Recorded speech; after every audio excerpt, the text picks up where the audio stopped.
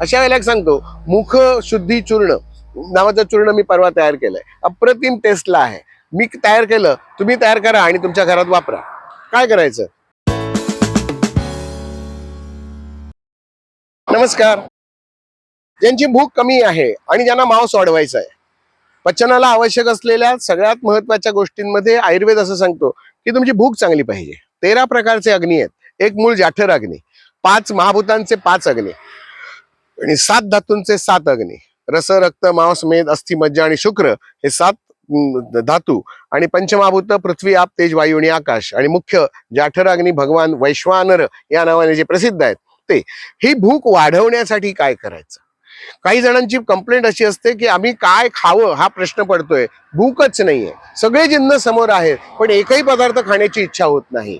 सगळं देवाने दिलंय, इच्छाच होत नाही तर काय करणार? तोंडात घास असा फिरत राहतो. आता ते थुंकून टाकल्याशिवाय पर्याय नाही. जबरदस्तीने खाल्लं तर उलटी होते. अशा वेळेला काय करायचं? अशा वेळेला एक सांगतो, मुख शुद्धी चूर्ण नावाचं चूर्ण मी परवा तयार केलंय. अप्रतिम टेस्टला आहे. मी तयार केलं, तुम्ही तयार करा आणि तुमच्या घरात वापरा. काय करायचं? 50 ग्रॅम जिरं घ्यायचं. जिरं बाजारातनं आणा, व्यवस्थित निवडा. 50 ग्रॅम जायचं, किंचित भाजून घ्या म्हणजे ते कुरकुरीत व्हायला मदत होते. 50 ग्रॅम बडीशेप घ्या, निवडून घ्या. त्यातले दगड आणि दाणे असतात बाजूचे, दगड काढून टाका. 50 ग्रॅम घ्या. ओवा 50 ग्रॅम घ्या, तोही किंचित जरा भाजून घ्या. तिन्ही एकत्र करा, पावडर करायची नाही. नंतर त्याच्यामध्ये आल्याचा आणि लिंबाचा समभाग रस, बाजारामध्ये किंवा माझ्या दवाखान्यात सुद्धा पाचक नावाचं एक औषध विकत मिळतं. त्याच्यामध्ये आलं, लिंबू, सैंधव, मीठ, आमचूर पावडर, हिंग, पुदिन्याचा अर्क असे सगळी पाचक औषधं घातलेली आहेत. प्रचंड भूक लागते.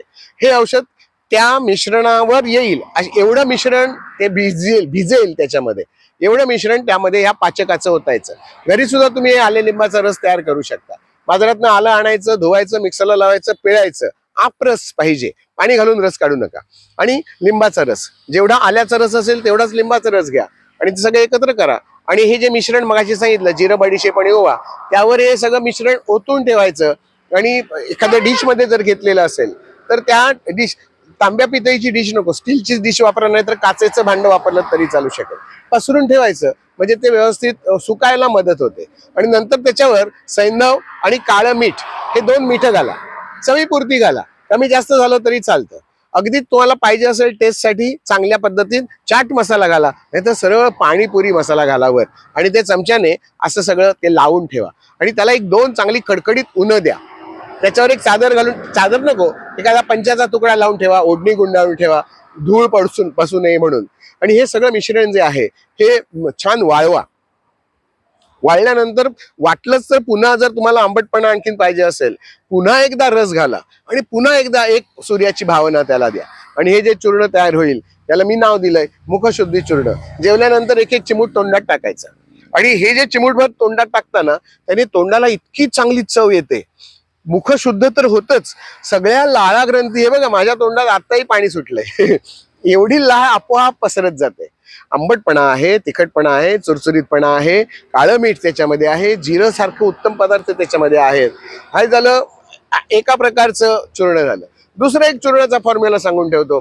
त्याच्यामध्ये आवळे बाजारात आता चांगले मिळतात. आवळे आणा, आवळे थोडेसे वाफवून घ्यायचे आणि सरळ चिरायचे, आतली बी काढून टाकायची. आणि वरचा जो वाफवून न वाफवता जरी तुम्ही असे किसून घेतले तरी चालतील. फक्त वाफवलेले असले तर ते सोलायला बरे पडतात म्हणून. पाणी टाकायचं नाही, पाणी सुद्धा आपल्याला त्याच्यातच वापरायचंय नंतर. आणि आलं किसून घ्यायचं, सालं काढून टाकायची आणि आलं किसायचं. किसलेला आवळा आणि किसलेलं आलं हे एकत्र करून ठेवायचं. आणि त्याच्यावर पुन्हा आल्या लिंबाचा रस, जिऱ्याची पावडर, थोडंसं हिंग, थोडंसं सैंधव आणि चवीपुरतं काळं मीठ असं जर घालून ठेवलं तेही उन्हामध्ये वाळवा. हे जरा स्ट्रॉंग होतं कारण त्याच्यात आलं वापरतोय आपण. परंतु आलं आणि आवळा यांचं जे काही चूर्ण तयार होतंय किसलेलं, हेही अतिशय चांगलं लागतं. सूर्याच्या उष्णतेत ते तापवून ठेवायचं, वाळवायचं. तुम्हाला जर त्याचे चिप्स पाहिजे असतील तर आलं नुसतं असे त्याचे चिप्स करायचे, आवळ्याचे पण असे चिप्स करायचे आणि त्याच्यावर मी आता सांगितलेलं हे सगळं मिश्रण पुन्हा ओतून ठेवायचं. त्याच्यामध्ये सगळं शोषलं जाईल. मग ते सुद्धा तुम्हाला जाताना गाडी लागू नये म्हणून, प्रवासामधलं काहीतरी खाद्य म्हणून, जरा पोट फुगल्यासारखं वाटतंय म्हणून एखादा तुकडा असा तोंडात चावून खाल्लात तरी चवीला अतिशय मस्त लागतं. मुखचूर्ण जर तयार करून ठेवलं, शुद्धीचूर्ण नाव ठेवलं, तर पचनालाही मदत होते. आयुर्वेदामध्ये दीपन आणि पाचन नावाचे 2 घटक सांगितलेले आहेत. एखादा पदार्थ खाऊन भूक वाढली पाहिजे, ह्याला म्हणतात दीपन, आणि खाल्लेलं पचलं पाहिजे, याला म्हणतात पाचन. सुंठीची पावडर हा पण आणखीन एक त्याच्यातला चांगला पर्याय. सुंठवडा नावाचा आपला एक व्हिडिओ आहे, हा व्हिडिओ देखील तुम्ही बघून घ्या.